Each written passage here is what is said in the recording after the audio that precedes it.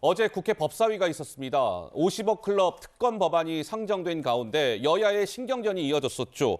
한동훈 법무부 장관이 국회에 오면 민주당 의원들과 이렇게 돌아가면서 설전이 벌어지곤 하는데 어제는 청담동 술자리 의혹 악연으로 얽힌 김의겸 의원이 맞상대였습니다. 먼저 관련 영상이 하나 준비되어 있습니다. 보시죠. 동결된 자산 2천억 가운데에는 윤석열 대통령의 부친 집, 김만배의 누나가 사준 집도 포함되어 있죠. 그 얘기를 아직도 하십니까? 아직 제 질문은 아닙니다. 제 질문입니다. 질문 다 하신 건가요? 아니요. 김만배의 누나 조사한 적이 있습니까? 그 집을 살 확률이 전문가들이 그렇게 얘기합니다. 80만 분의 1의 확률이다. 제가 답변 드리겠습니다만 일단 부동산 업계에 대해 현황에 대해서 의원님이 누구보다 잘 아시지 않습니까? 자, 김만배 누나와 그 관련해 가지고 하신 그 거래는 부동산이 거래한 것이고 당시 시가에 부합하는 것이었죠. 글쎄요, 박 의원님 어제 저 두 분 말은 어떻게 들었습니까? 우리 한동훈 법무부 장관은 약간 저거 아니에요? 부동산 업계 현황에 대해서는 김의겸 의원께서 잘 아시지 않습니까? 라는 게 저 흑석동의 부동산 투기 의혹을 아마 약간 좀 빗대서 얘기하는 것 같죠? 빗댔다기보다 거의 비꼰 거죠. 비꼰 겁니까? 아마 이제 김의겸 의원이 제기한 문제는 그 김만배 씨 누나가 윤 대통령 부친 집을 사줬는데 이게 우연일 수 있느냐.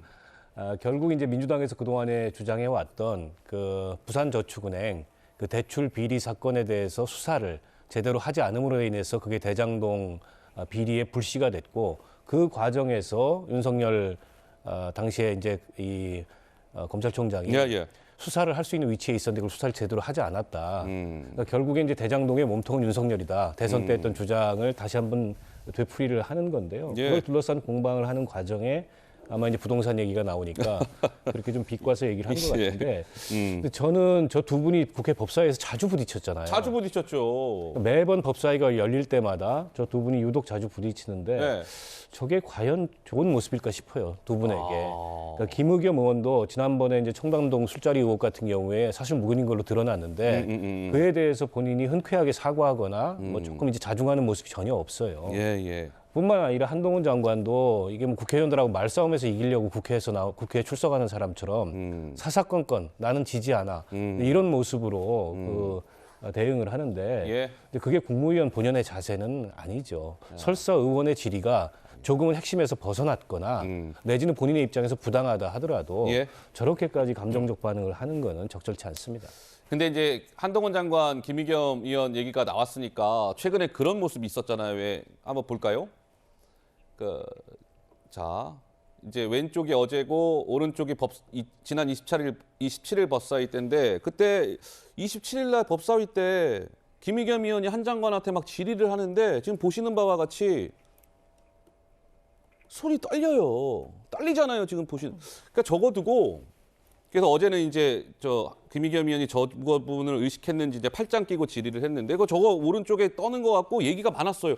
혹시 김의겸 의원이 어디 아픈가? 아니면 한동훈 장관하고 질의응답하는 과정에 지금 김의겸 의원이 조금 긴장한 건가? 여러 가지 설이 많았는데 지난 27일 저렇게 손을 떤 것과 관련해서 김의겸 의원이 사실은요 이래서 내가 손을 떤 겁니다라고 직접 얘기한 게 있습니다. 한번 들어보시죠.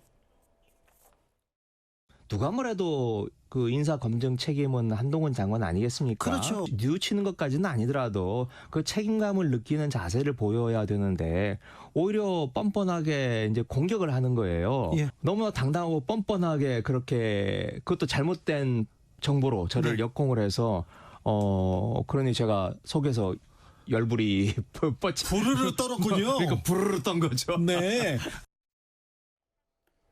네, 화가 나서 부르르 떤 겁니다. 긴장하거나 아픈 거 아닙니다. 화가 나서 떨면 몸을 떨어야지 무슨 손만 이렇게 떨어요.